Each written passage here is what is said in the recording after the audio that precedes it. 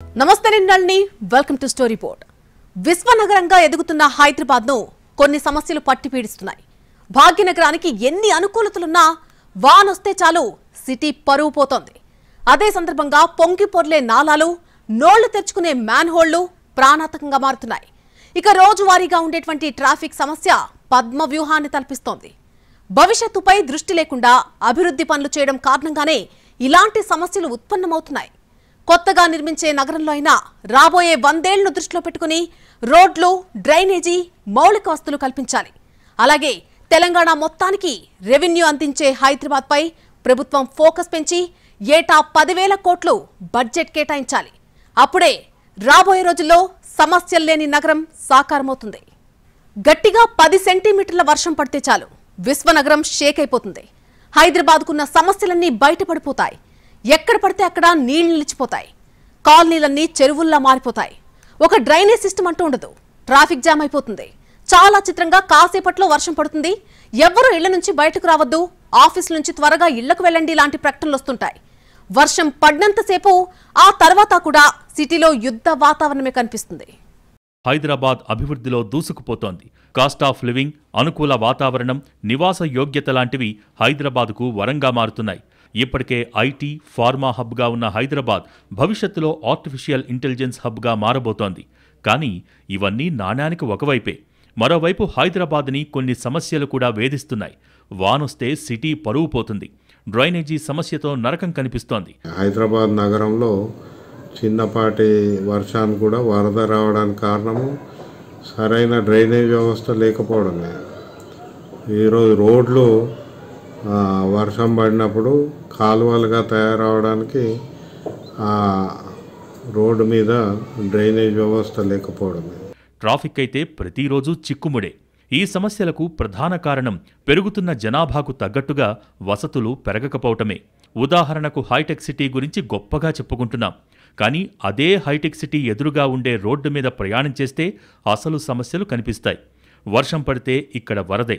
పైగా డ్రైనేజీ వ్యవస్థ సరిగా లేకపోవడంతో వర్షపు నీటితో కలిసి డ్రైనేజీ నీళ్లు ప్రవహిస్తాయి. ఇక 24 గంటలు ట్రాఫిక్ సమస్య కూడా ఉంటుంది. హైటెక్ సిటీ నిర్మించి 3 దశాబ్దాలే అయింది.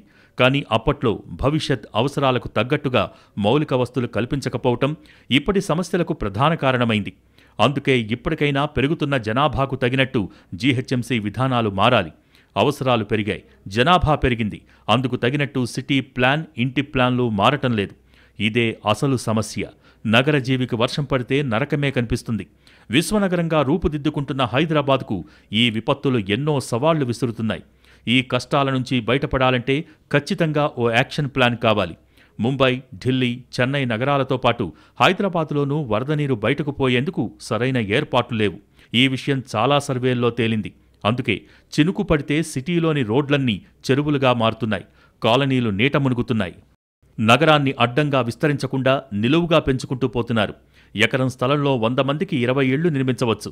కానీ ఎకరం స్థలంలో 32 ఫ్లోర్లు కట్టి 3,200 మందిని ఎక్కిస్తారు. వాళ్లకు నీళ్లెక్కడి నుంచొస్తాయి? వాళ్ల మురుగునీరు ఎక్కడికి పోతుంది? దీనివల్లే డ్రైనేజీ సమస్య వస్తోంది. హైదరాబాద్కి అడ్డంగా విస్తరించడానికి కావాల్సినంత స్థలం ఉంది. కానీ జీహెచ్ఎంసీ పెద్ద పెద్ద టవర్స్కి సిటీలోనే అనుమతిలిచ్చి తానే తాగునీటికి, డ్రైనేజీ సమస్యలకి అవకాశం కల్పిస్తోంది. దీనికి గత ప్రభుత్వాలు చేసిన పొరపాట్లు కూడా కారణమే అనటంలో సందేహం లేదు. కానీ గత జలసేతు బంధనంతో ప్రయోజనం లేదు. ఇప్పటికైనా సమస్యను గుర్తించి పరిష్కారం దిశగా కార్యాచరణ తీసుకోవటమే మార్గం. ఎకరం స్థలంలో 100 మంది బతకటానికి సరిపోయే వసతులు, మౌలిక సదుపాయాలు ఉంటాయి. అక్కడ 40 అంతస్తుల భవనాలు, మల్టీస్టోర్డ్ బిల్డింగులు కడితే 2,000 మంది జనం పోగుపడతారు. 100 మందికి సరిపోయే సదుపాయాలను 2,000 మందికి ఎలా సర్దుతారు? అదే 5 అంతస్తులకు మించకుండా అనుమతిలిస్తే నగరం అడ్డంగా విస్తరిస్తుంది. అప్పుడు అందరికీ అన్ని సదుపాయాలు వస్తాయి. దీనికి ప్రధానంగా జీహెచ్ఎంసీ రూల్స్ మారాలి. ఫ్లోర్ స్పేస్ ఇండెక్స్ విషయంలో పరిమితి ఎత్తేయటం కృత్రిమ సమస్యలకు దారితీస్తోంది. కొత్త లేఅవుట్కి పర్మిషన్ ఇస్తున్నప్పుడే దానికి సరిపోయే డ్రైనేజీ వ్యవస్థను ఏర్పాటు చేయాలి. రెసిడెన్షియల్ అనుమతులకు నియంత్రణ ఉండాలి. బంజారాహిల్స్, జూబ్లీహిల్స్, ఏఎస్ రావు నగర్, మధురానగర్, మాదాపూర్ లాంటి ఏరియాల్లో రెసిడెన్షియల్ ప్రాపర్టీస్ కమర్షియల్గా మారుస్తున్నా అనుమతులిస్తున్నారు. కానీ ఆ ఏరియా జనాభాకి సరిపోతుందా లేదా అని చూసుకోవటం లేదు. రెసిడెన్స్లో ఓ 10 మంది ఉంటారు.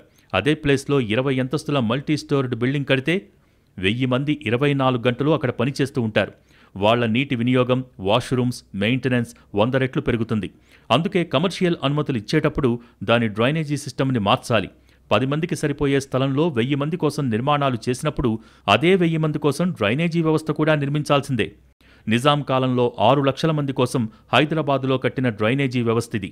ఇప్పుడు 1.5 కోటి జనాభా ఉంది. ఎలా సరిపోతుంది? తక్షణమే 5,000 కోట్లు కేటాయించి ఆధునిక డ్రైనేజీ వ్యవస్థను రూపొందించాలి. ఒకప్పుడు మూసీలో మంచినీళ్లు పారేవి, కానీ ఇప్పుడు ఆ నది పేరు వింటేనే ముక్కు మూసుకోవాల్సిన పరిస్థితి. పాత బస్తీతో పాటు కొత్త కాలనీల్లోని డ్రైనేజీ లైన్స్ అన్నీ మూసీలోకి వెళ్తున్నాయి. హైదరాబాద్లో గత 111 ఏళ్లలో 6 సార్లు మాత్రమే భారీ వర్షం వచ్చింది. అధికార యంత్రాంగం అప్పటికప్పుడు హడావిడి చేసి చేతులు దులుపుకుంది. అంతే తప్ప దీర్ఘకాలిక వ్యూహాలతో ముందు చూపుతో వ్యవహరించలేదు. ఏ పూటకాపూట గండం గడిస్తే చాలు అంతే అనుకుంటున్నారు. అందుకే సమస్యలు ఎక్కడ వేసిన గొంగళి అక్కడే అన్నట్టుగా ఉంటున్నాయి. రోడ్ల విస్తరణ సంగతి పక్కన పెట్టి ఎప్పటికప్పుడు రోడ్లపై గుంతలు పూడిస్తే అంతే చాలనుకుంటున్నారు. నిజానికి వరద నీటి వ్యవస్థ, సీవరేజ్ వాటర్ సిస్టమ్ వేర్వేరుగా ఉండాలి. ప్రస్తుతం రెండూ ఒకే వ్యవస్థగా మారాయి. దీంతో కెపాసిటీ సరిపోవటం లేదు. వరద నీటి కాల్వల పక్కనున్న స్థలాలు చాలా వరకు కబ్జా అయ్యాయి. ఒకప్పుడు ఈ సిస్టమ్ కోసం చాలా ఓపెన్ ప్లేస్ ఉండేది. ఆ స్థలంలో వర్షం నీరు ఇంకేది. ఇప్పుడు ఆ పరిస్థితి లేదు. ఒకప్పుడు హైదరాబాదులో 1000 చెరువులుండేవి. ఇప్పుడు చూద్దామన్నా ఒక్కటీ కనిపించదు. రామంతపూర్, బోయినపల్లి, రాయదుర్గం లాంటి చెరువుల చుట్టూ ఇళ్లు నిర్మించారు. Banjara Hills, Jubilee Hills, hitech city లాంటి ఎత్తైన ప్రాంతాల నుంచి వచ్చే నీళ్లు ఎక్కడికి పోవాలి? వాస్తవానికి అక్కడే ఉన్న దుర్గం చెరువులోకి వెళ్ళాలి. కానీ ఇప్పుడు ఆ చెరువులోకి నీళ్లు పోయే పరిస్థితి లేదు. లోతట్టు ప్రాంతాల్లో కట్టిన ఇళ్లలోకి నీరు చేరుతోంది. నేలను సిమెంటుతో ప్లాస్టరింగ్ చేయటంతో నీళ్లు ఇంకే ఛాన్స్ లేకుండా పోయింది. ఇలాంటి పరిస్థితి చాలా చోట్ల ఉంది.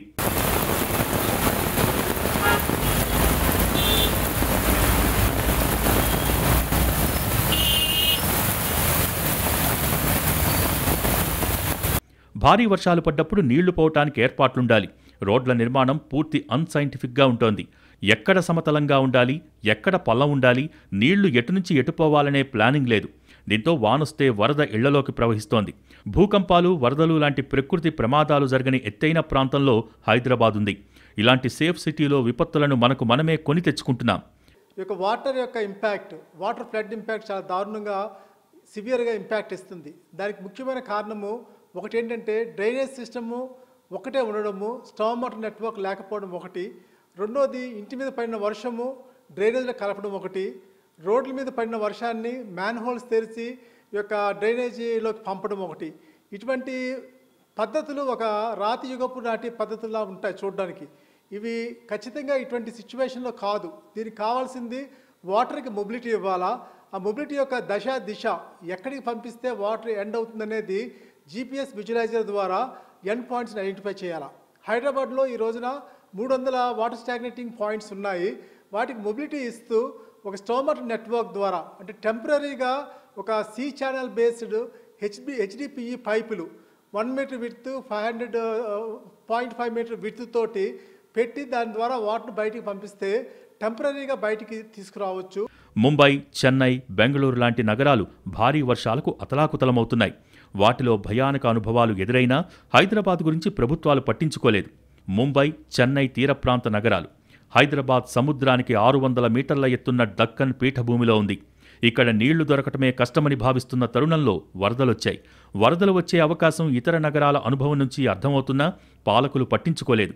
డ్రైనేజీ వ్యవస్థలో మార్పులకు కనీస ప్రయత్నాలు చేయలేదు. ఇక హైదరాబాద్ ఓపెన్ నాలాలో పడి మనుషుల ప్రాణాలు పోతూనే ఉన్నాయి. డ్రైనేజీ వ్యవస్థ రీడిజైన్ చేయాల్సిన అవసరం చాలా ఉంది.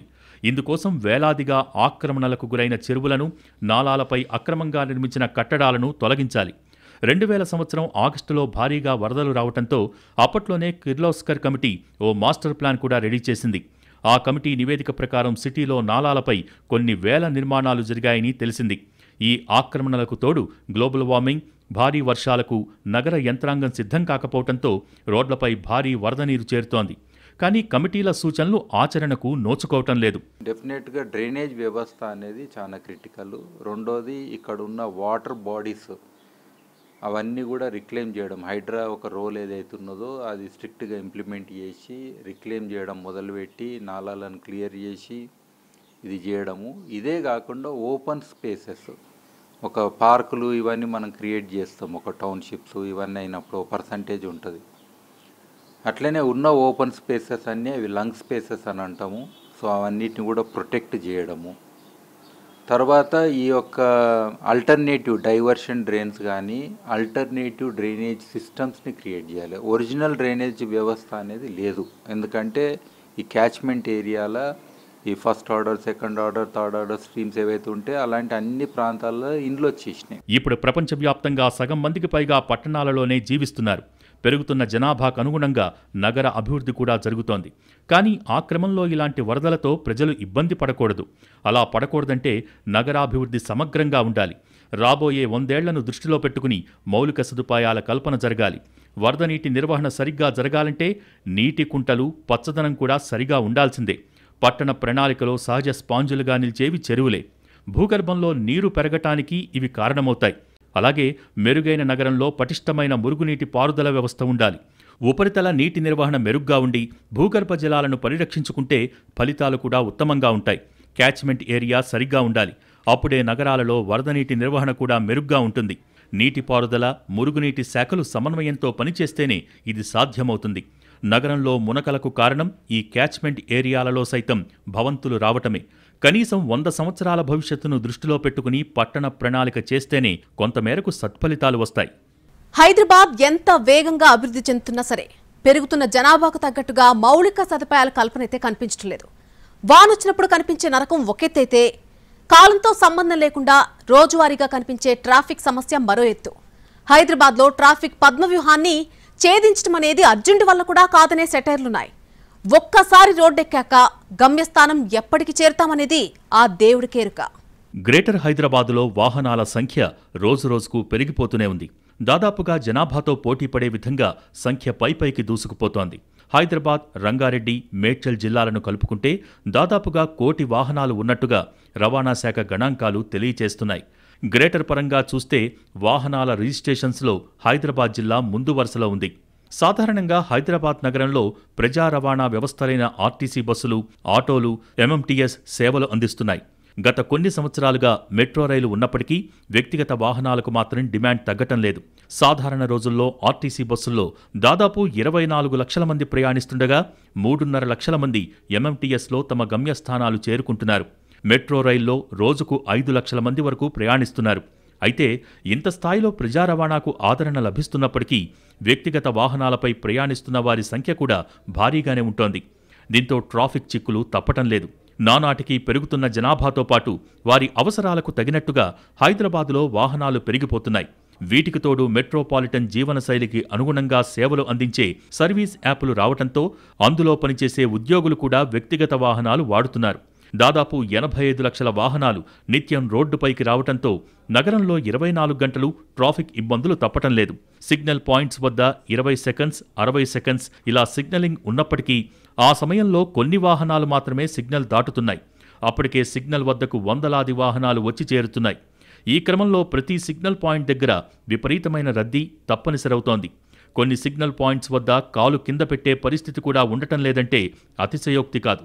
హైదరాబాదులో ట్రాఫిక్ సమస్యకు రోడ్ల సామర్థ్యానికి మించి వస్తున్న వాహనాలే కారణమని గతంలోనే నిపుణులు నివేదికిచ్చారు.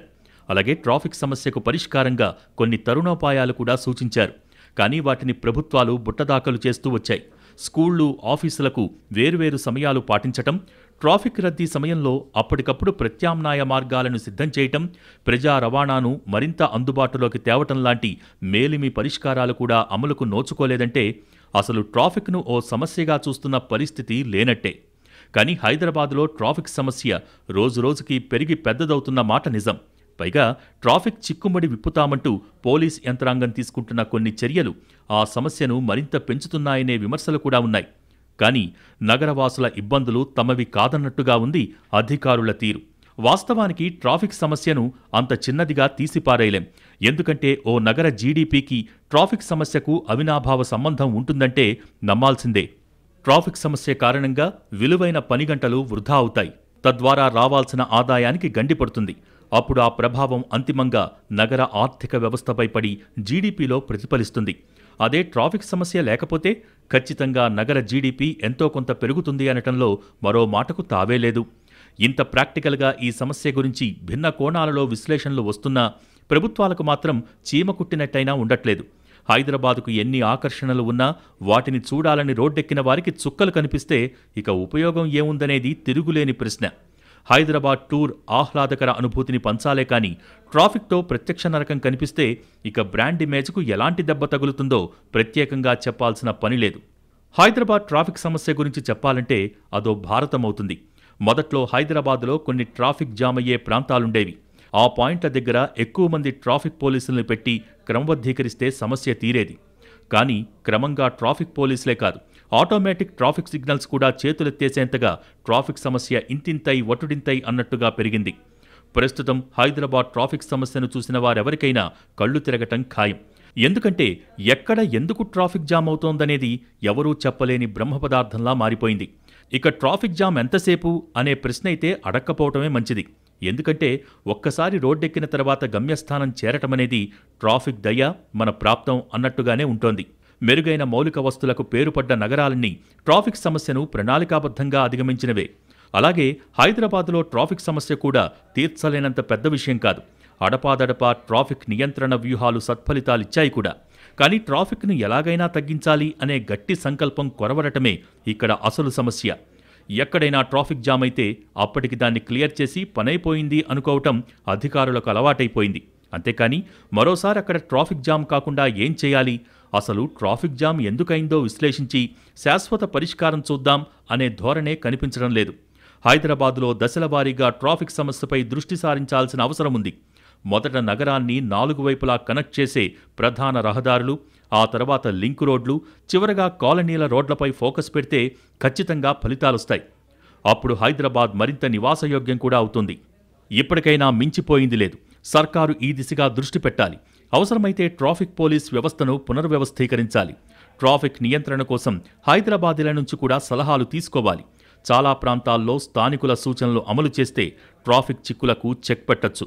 ఎలాగైనా ట్రాఫిక్ సమస్య ఉండొద్దని చిత్తశుద్ధితో ప్రయత్నిస్తే ఖచ్చితంగా పరిష్కారం కనిపిస్తుంది. మరి రాబోయే రోజుల్లో అయినా హైదరాబాద్ ట్రాఫిక్ ఫ్రీ సిటీ కావాలని ఆకాంక్షిద్దాం. మొత్తం తెలంగాణకు ఆదాయ వనరు హైదరాబాద్. అలాంటి హైదరాబాద్ను జాగ్రత్తగా కాపాడుకోవాలి. ప్రభుత్వం ప్రత్యేక దృష్టి పెట్టి ఏటా 10,000 కోట్ల బడ్జెట్ కేటాయించాలి. అప్పుడే రాబోయే రోజుల్లో అయినా సమస్యలు పరిష్కారమవుతాయి. హైదరాబాద్ ఆదాయపరంగా తెలంగాణకు చాలా కీలకం. మొత్తం తెలంగాణ ఆదాయంలో 65% ఒక్క హైదరాబాద్ నుంచే వస్తుంది. ప్రస్తుతం ఏటా హైదరాబాద్ ఆదాయం 45,000 కోట్ల వరకు ఉంటుందని అంచనా. హైదరాబాద్ జనాభా 1,20,00,000. 2000 సంవత్సరం నుంచి హైదరాబాద్ అభివృద్ధి 25 ఏళ్లుగా నిరాటంకంగా కొనసాగుతోంది. ఏటా హైదరాబాద్ ఆదాయంలో పెరుగుదల 8.47% వరకు ఉందని అంచనా. దేశంలో 5వ అతిపెద్ద నగర ఆర్థిక వ్యవస్థగా హైదరాబాద్కు పేరుంది. ఇక్కడ జరుగుతున్న నిరంతర అభివృద్ధి పలు కంపెనీల్ని భాగ్యనగరానికి ఆకర్షిస్తోంది. దీంతో ఎప్పటికప్పుడు పెట్టుబడులు పెరుగుతున్నాయి. ఇందుకు అనుగుణంగా ఉద్యోగాల కల్పన, ఆదాయంలో వృద్ధి కూడా జరుగుతుంది. హైదరాబాద్ విస్తరణకు ఉన్న అవకాశాలు ఈ నగరాన్ని దక్షిణ భారతంలోనే నెంబర్ 1 సిటీగా మార్చాయి. హైదరాబాద్లో మౌలిక సదుపాయాల అభివృద్ధి కూడా నిరంతర ప్రక్రియలా కొనసాగుతోంది. Hitech city, outer ring road, metro, రోడ్లు, ఫ్లైఓవర్లు ఇలా అభివృద్ధంతా కనిపిస్తోంది. హైదరాబాద్పై పెట్టిన ఖర్చుకు 10 రెట్లు ప్రతిఫలం ఖాయమైన పరిస్థితుల్లో హైదరాబాద్కు ఏటా 10,000 కోట్ల బడ్జెట్ కేటాయించాలి. మెరుగైన నగరం కోసం భారీగా పెట్టుబడి పెట్టాలి. అప్పుడు అందుకు తగ్గట్టుగా ఆదాయం పెరుగుతుంది. నగర సమస్యలు కూడా చాలా వరకు పరిష్కారమవుతాయి. ఇప్పటివరకు కొన్ని సమస్యలు చెబితే అవి మిగతా నగరాల్లోనూ ఉన్నాయి కదా అని సరిపెట్టుకుంటున్నాం. కానీ దేశంలో మరే నగరంలో అయినా సమస్యలున్నాయేమో కానీ హైదరాబాదులో అసలు సమస్యలే లేవని గర్వంగా చెప్పుకునే స్థితికి ఎందుకు రాకూడదు అనే దిశగా ఆలోచించాలి. అప్పుడే తెలంగాణకు గర్వకారణమైన హైదరాబాద్ బ్రాండ్ ఇమేజ్ మరింతగా ఇనుమడిస్తుంది. కొన్ని పనులు జరుగుతుండొచ్చు, కొన్ని ఫ్లైఓవర్స్ అవి కడుతుండొచ్చు, కానీ అసలు సామాన్య మానవుడికి, పేదవాడికి కావాల్సినటువంటి ఒక ప్రాబ్లమేటిక్ నాలాలు, ఎటువంటి వర్షాకాలం లోపల ఎటువంటి ఇబ్బందులు లేకుండా ఉండేటటువంటి సిటీ మనకు కావాలి. అది చేయడం లేదు. అలాగే డబ్బులైతే ఖర్చు చేస్తున్నారు, పని కావడం లేదు. దీని మీద డీటెయిల్గా విచారణ జరిపించి అట్లీస్ట్ నెక్స్ట్ ఇయర్ అయినా కానీ మళ్ళీ ఇటువంటి నైట్ మేర్, ఇటువంటి ఇబ్బందులు కలగకుండా చూడాలా. హైదరాబాద్పై పెట్టుబడి పెట్టడం కేవలం నగరానికే కాదు, మొత్తంగా తెలంగాణకే మేలు చేస్తుంది. ఎందుకంటే హైదరాబాద్లో ఆదాయం పెరుగుతున్న కొద్దీ జిల్లాలపై, గ్రామాలపై ఖర్చు చేయటానికి డబ్బు మిగులుతుంది. అలా హైదరాబాద్ అభివృద్ధి మొత్తంగా రాష్ట్ర అభివృద్ధికి బాటలు వేస్తోంది. రూపు మార్చుకుంటున్న హైదరాబాద్ తనతో పాటు తెలంగాణ దశ దిశను కూడా నిర్దేశిస్తుంది. ప్రస్తుతం హైదరాబాదుకు ఏటా 45,000 కోట్ల ఆదాయం వస్తున్నా ఇది 60,000 కోట్ల రూపాయల వరకు పెరిగే అవకాశం ఉందనేది నిపుణుల అంచనా. హైదరాబాదులో నిరంతర అభివృద్ధి జరుగుతున్నా ఇంకా నగర విస్తరణకు అపారమైన అవకాశాలున్నాయి. లక్షలాది ఎకరాలు అందుబాటులో ఉన్నాయి. వీటన్నింటినీ సద్వినియోగం చేసుకోవాలంటే మౌలిక సదుపాయాల స్థాయి పెంచాల్సిన అవసరముంది. అందుకు ప్రభుత్వం హైదరాబాద్పై ఫోకస్ పెట్టాలి. హైదరాబాద్పై ఎంత ఖర్చు పెట్టినా 10 రెట్లు ప్రతిఫలం ఖాయం. ఇప్పటికే సర్కార్ హైదరాబాదును ఆనుకుని కొత్త నగరం నిర్మించాలని తలపెట్టింది. ఆ సిటీలో అయినా భవిష్యత్తును దృష్టిలో పెట్టుకుని మౌలిక సదుపాయాల కల్పన జరగాలి. రాబోయే 100 ఏళ్ల అవసరాలను దృష్టిలో పెట్టుకుని 4 లైన్ 6 లైన్ రోడ్లు, ఫ్లైఓవర్లు, డ్రైనేజీ వ్యవస్థను నిర్మించాలి. భవిష్యత్తు అవసరాలకు తగ్గట్టుగా వేసిన రోడ్లు ఎంత మేలు చేస్తాయో ఇప్పుడు అమెరికాను చూస్తే తెలుస్తుంది. ఎందుకంటే ఎప్పుడో 80-90 ఏళ్ల క్రితం విశాలమైన రోడ్లు నిర్మించుకున్న అమెరికా ఆ ఫలాలను ఇప్పటికీ అనుభవిస్తోంది. రెండో ప్రపంచ యుద్ధం తర్వాత అమెరికా సైన్యానికి పని లేకుండా పోయింది. అప్పుడు సైన్యం సహాయంతో అమెరికా వ్యాప్తంగా కనెక్టింగ్ రోడ్లు నిర్మితమయ్యాయి. వాటిని అప్పటి అవసరాల ప్రకారం కాకుండా భవిష్యత్తులో పెరిగే జనాభాను దృష్టిలో పెట్టుకుని 4 లైన్ 6 లైన్ రోడ్లుగా నిర్మించడం కలిసొచ్చింది. అందుకే ఈనాటికి అమెరికా ఆర్థిక వ్యవస్థకు ఆ రోడ్లే ఇరుసుగా నిలుస్తున్నాయి. దీన్ని బట్టి ఎక్కడైనా రోడ్ల విషయంలో ఎంత ముందు జాగ్రత్త అవసరమో అర్థమవుతుంది. అలాగే ట్రాఫిక్ సమస్య రాకుండా ముందు జాగ్రత్తలు తీసుకోవాలి. ప్రస్తుత హైదరాబాదులో జరిగిన పొరపాట్లను గుర్తించి గత అనుభవాల నుంచి పాఠాలు నేర్చుకుని కొత్త నగరాన్ని సమస్యలు లేని నగరంగా తీర్చిదిద్దాలి. అందుకోసం అవసరమైతే నిపుణుల సలహాలు తీసుకోవాలి. ఒక ఇంటిగ్రేటెడ్ మాస్టర్ ప్లాన్ అనేది దీనికి చాలా అవసరం ఉంది. ఆ ఉద్దేశంతో మేము హెచ్ఎండిఏలో ఉన్నప్పుడు కూడా గతంలో ఒక మాస్టర్ ప్లాన్ హైదరాబాద్ కొరకు డ్రైనేజ్ సంబంధించి తయారు చేయడం జరిగింది. అప్పుడే అది దాదాపు ఒక 36,000 crores అది ప్రిపేర్ చేయడం జరిగింది. సో మరి ఆ తర్వాత ఆ మాస్టర్ ప్లాన్ మనం ఇంటర్నేషనల్ ఫైనాన్సింగ్ ఏజెన్సీస్కు ప్రపోజ్ చేయడం జరిగింది. సరే, అప్పుడు ఉన్నటువంటి గవర్నమెంట్ వాళ్ళకు ఉన్నటువంటి వేరే ప్రియారిటీస్ వల్ల ఈ అంశాన్ని పట్టించుకోలేకపోవడంతో అది మరుగున పడిపోయింది. సో ఈనాటికైనా హైదరాబాద్ అనేది కంపల్సరిగా మనకు అత్యంత ఆదాయం సమకూర్చేటువంటి నగరం, భారతదేశంలోనే ఈరోజు బెస్ట్ లివబుల్ సిటీగా ఉన్నటువంటి నగరం. సో అట్లాంటి నగరాన్ని మనం ఈ ఫ్లడ్స్ నుంచి, వర్షాల నుంచి కాపాడుకున్నట్టయితే రేపు ఇది ఒక గ్లోబల్ డెస్టినేషన్గా ఎదిగే అవకాశం లేకుండా పోతుంది. హైదరాబాద్ తెలంగాణకు పెద్ద ఆస్తి. ఇలాంటి నగరం ఎక్కువ కాలం సమస్యలతో సతమతం కావటం ఎవ్వరికీ మంచిది కాదు. అందుకే భవిష్యత్తు అవసరాలకు తగ్గట్టుగా నగరంలో మౌలిక సదుపాయాలు పెంచాలి. రాబోయే రోజుల్లో ఉన్న సమస్యలు కూడా పరిష్కరించే దిశగా కార్యాచరణ ఉండాలి. అప్పుడే భావితరాలకు మెరుగైన హైదరాబాదును అందించగలుగుతాం. హైదరాబాద్ బ్రాండ్ ఇమేజ్ తగ్గకుండా కాపాడుకోగలుగుతాం.